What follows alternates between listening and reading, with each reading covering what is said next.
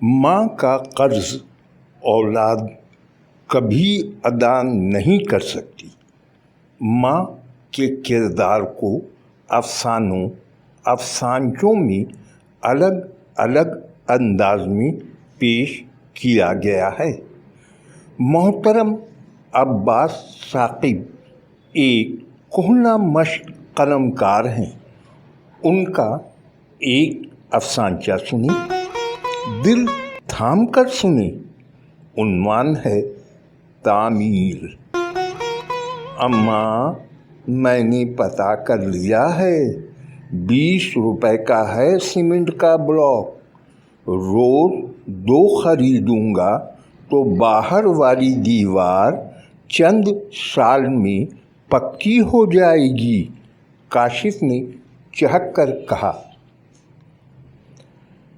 پر بیٹا، تو دہاڑی میں سے صرف 100 روپے اپنے پاس رکھتا ہے، 50 بس کے کرائے میں، 30 روٹی میں چلے جاتے ہیں۔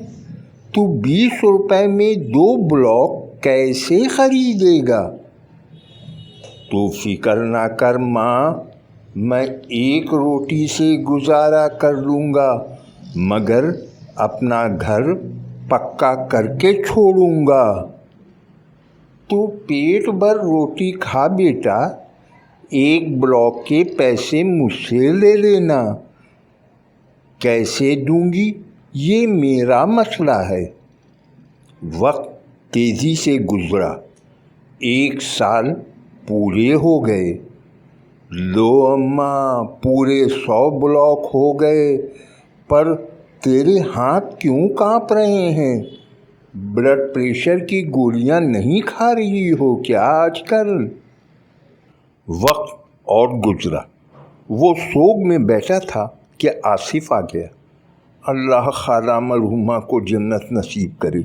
کاشف بھیا، ویسے تو نے قبر پکی کروا کر بہت اچھا کیا، کم از کم 100 بلاک تو لگے ہوں گے، ہے نا؟ اگلا افسانچہ سنانے کے پہلے بتلانا چاہتا ہوں، آپ جانتے ہی ہیں کہ کہیں ادبی اصناف میں کوئی زیادہ دلچسپی لیتا ہے۔ بس کچھ لوگ ہیں جو ادب کے مختلف اصناف کی آبیاری میں لگے ہوئے ہیں۔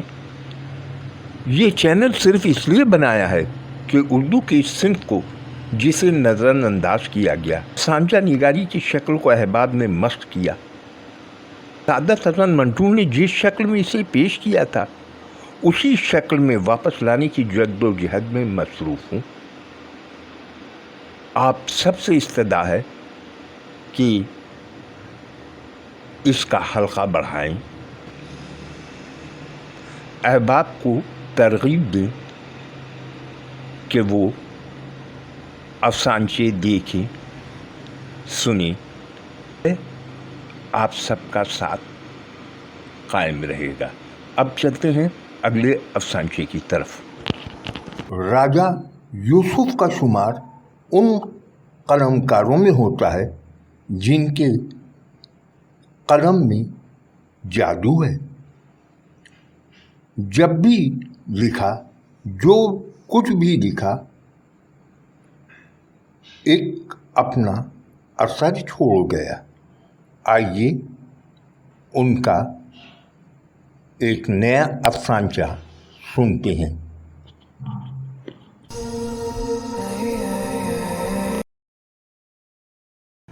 راجہ یوسف کا افسانچہ سنتے ہیں۔ عنوان ہے تمہاری ماں۔ میرے بیٹے، میں یہ نہیں جتاؤں گی کہ میں نے تم پر کوئی احسان کیا ہے، کیونکہ دنیا کی کوئی بھی ماں اپنی اولاد پر احسان نہیں کرتا۔ وہ تو اولاد کی سلامتی کے لیے اپنی جان تک نچھاور کرتی ہے۔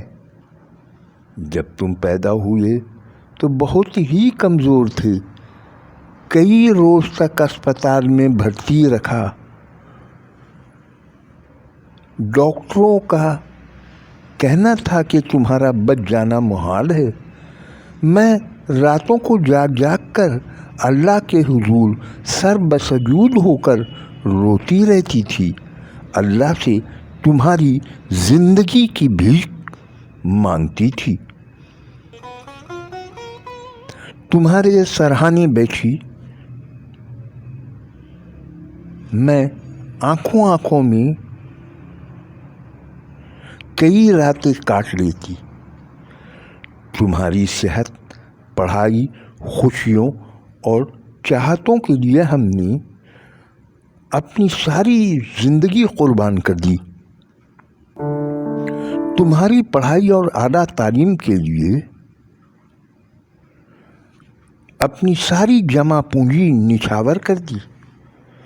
तुम्हारी खुशी के लिए अपनी खुशी का गला घोंट दिया। तुम्हारी शादी बड़ी धूमधाम से कर दी। इसी दौरान तुम्हारे बाबा हमसे रूठ कर चले गए। जिंदगी ऐसे निभा नहीं कर सकी और मैं घर में मालिक से दाई बनकर रह गई हूँ। तुम्हारी और तुम्हारी बीवी की नौकर हो गई हूँ। लेकिन तुझे खुश देखकर मेरा कलेजा ठंडा रहता था। मैं और जाफिशानी से तुम लोगों की खिदमत में लगी रहती। मुझे तुम्हारी खुशी के बगैर और चाहिए भी क्या था। लेकिन अब जब से मैं कमज़ोर हुई नहीं हुई, तुमने मुझे दामाद के घर में डाल दिया।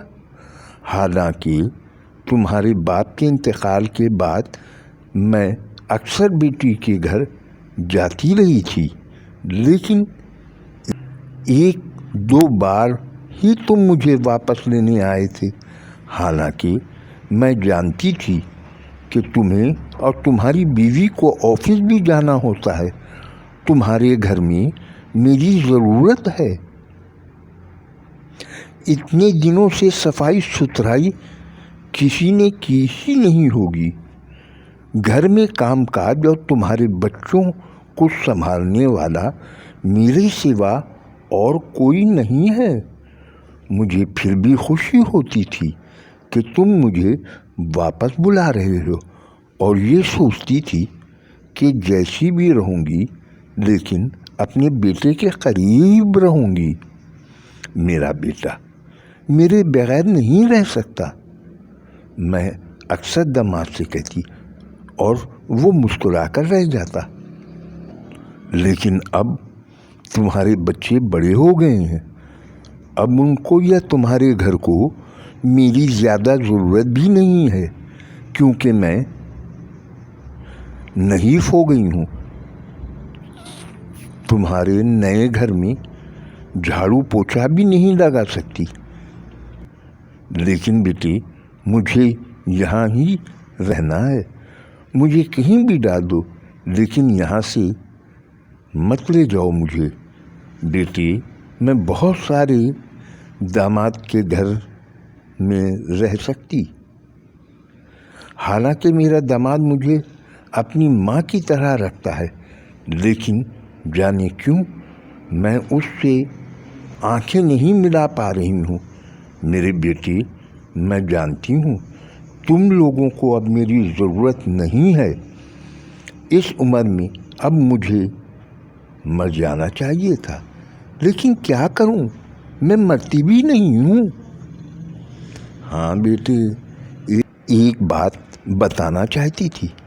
कल यहाँ एक पड़ोसन आई थी।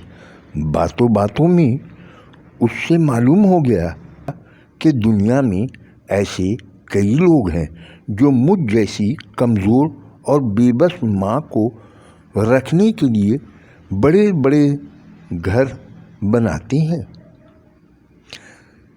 चाहे उसके लिए घरों का क्या काम बताया मुझे याद नहीं रहा। बेटे मुझ पर एक एहसान करोगे, मुझे ऐसे ही किसी घर में डाल दो। اتنے دنوں سے داماد کے گھر میں رہ کے بڑی شرمندگی محسوس ہو رہی ہے۔ ملتجی، تمہاری ماں۔